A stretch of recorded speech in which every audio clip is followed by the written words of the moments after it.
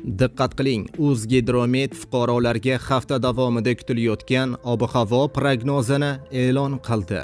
Mamlakatimizga yana ushbu haftadan boshlab sovuq havo massalari kirib kelishi va kuchli qorlar yog'ishi kutilmoqda. Barcha fuqarolar tezda ehtiyot choralarini ko'ring. Salom do'stlar, kanalimizga xush kelibsiz. So'nggi yangiliklarni o'tkazib yubormaslik uchun hoziroq like bosib, kanalimizga obuna bo'lish tugmachalarini bosib qo'yishni unutmang. Diqqat qiling, ushbu haftada O'zbekistonda biroz sovuq va nam havo kirib kelishi kutilmoqda.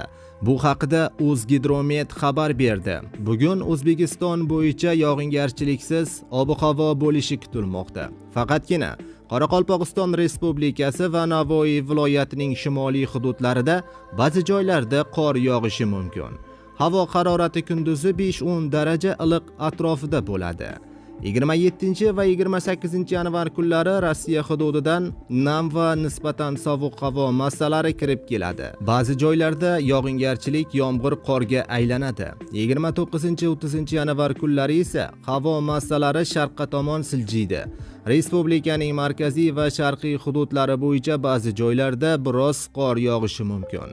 Toshkentda bugun yog'ingarchilik kutilmaydi. Havo harorati 7-9 daraja iliq atrofida bo'ladi. Ertaga kechga tomon yomg'ir yog'ishi mumkin.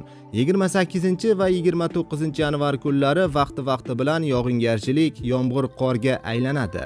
29 yanvar kuni kechasi harorat 1-3 daraja sovuq, kunduz kunlari 0-2 daraja iliqqa pastlaydi, deyiladi xabarda.